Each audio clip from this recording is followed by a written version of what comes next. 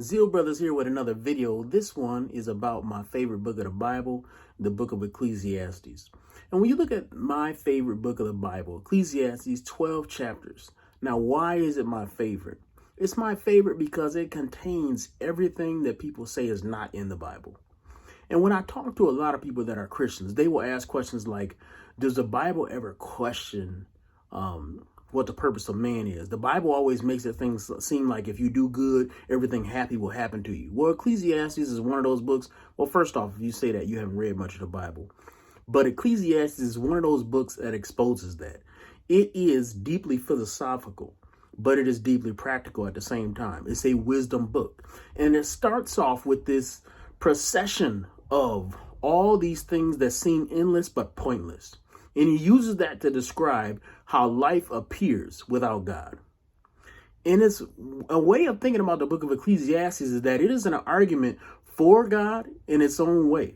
It exposes how chasing after pleasure will leave you feeling more and more empty as you get what you want. See, what a lot of people don't realize, and a lot of men don't realize, is that it doesn't matter how much money you have. It won't fulfill you. It doesn't matter how much sex you have. That won't fulfill you. It doesn't matter what job you have, how much power you have. It will never be enough. Because at the end of the day, what we're truly pursuing, if we really want to be honest, what we're truly pursuing is the ability to be God. And we don't have that. All of us wish that we can be like a video game character generator and create our own selves. We wish we could go back and add points to our intelligence, add points to our charisma, add points to our style. We wish that we could go back and do high school again, knowing what we know now. We wish that we could go back and do college again and not waste all those credits that we wasted if we could do it all again. We always wish that we could be perfect, and we can't be. And ultimately, when you look at a pursuit of life without God, Ecclesiastes exposes that as empty. From a man who had everything. Solomon was a man who was worth more than $1 billion. Solomon not only had money, he had power. He was a king. He was a dictator. He was a dictator that was revered. He was also a genius. He was known for his intellect throughout the whole Middle East. He was an environmentalist. He had gardens. He studied animals.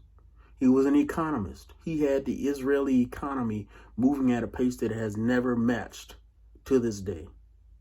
And when you look at all his accomplishments, at the end of the day, he still felt like it didn't satisfy him. Because pleasures don't satisfy. And that's an important lesson. Pleasures don't satisfy. And I don't see a whole lot of churches teaching the book of Ecclesiastes. And what that has done is taken away the stark reality in our faith. Because Ecclesiastes pushes you to that limit where you have to say, what is the point of life?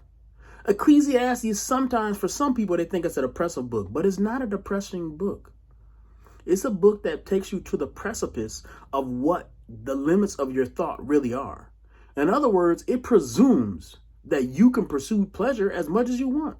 It presumes that if you are a lustful dude, you can have 99 wives. You can have 900 wives like Solomon had. And not only have all those wives, you can have concubines. And while you're doing it, you can have the best musicians playing. You can have the best wine. You can have the best drugs in the best palace with the best gardens. And you will still feel empty. And then it shows how the universe works. It shows how doing good doesn't always get rewarded, how it's not always seen. It shows the futility of getting old. It shows the futility of age. It shows the futility of government. It shows all these things. And it's not saying that so that we would have no hope, but rather it is saying those things so that we will put our hope in something that can hold it. One of the problems that I had with many people when the hope and change movement came, when Obama was first running for president, the problem that I had with it is we had a lot of people, especially black people, putting hope in somebody who could not satisfy all their hopes. It was just no way possible. They were building up a man to such a point that they had to be let down. because nobody could do all the things that they were hoping he could do. And if you look at the internet, and I know it's not as many videos taken because this is 14 years ago now.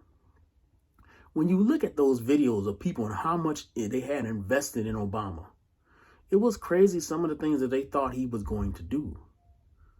And some people have then say, well, he failed. Well, there was no way any man, except for one, could accomplish what people were putting their hopes in Obama to accomplish. But when you put your hopes in a God of heaven, when you put your hopes in the God that runs the universe, then you got a chance. And ultimately, what Solomon exposes is that it's not that reason leads to faith. It's that faith enables reason. I know that seems a little bit weird, but the point is this. If you want to have a logical framework for your thought, you have to start with a good foundational presumption. You have to assume something to be true for the rest of your framework to work. Everybody starts with assumptions, and your first assumption is the most important one. And the first assumption that Solomon has to give you is that God made you and that he gave life, but he did not give life for you to seek your own pleasure. And that's important. That's so important. And if you can learn that principle, if you could follow that principle, it will change you. It will change your life. It will change your perspective on sex. It will change your perspective on being thankful. It will change your perspective on being frustrated, on talking about people behind their backs. All kind of things will change simply because of this book. And so that's why it's my favorite book. And that's why I encourage people to really get into it. And I encourage the church to get well-rounded in your understanding of the Bible. I know everybody has their favorite book. I got my favorite books. I'm mentioning my favorite book here. But if all I did was study Ecclesiastes, I would miss the depth of theology in Paul. I would miss Revelations. And I would not understand how God is sovereign in Revelations. I would miss the logic of 1 John. I would miss these things. A lot of the church is focusing on one section of the Bible or another instead of focusing on the whole counsel of God. So get well-rounded. Get well-rounded so you don't get exposed in the spiritual battlefield. Prepare yourself with the full counsel that God is providing. 66 books. None of them are without significance. Learn them, study them, and value them, because from them flow the issues of life.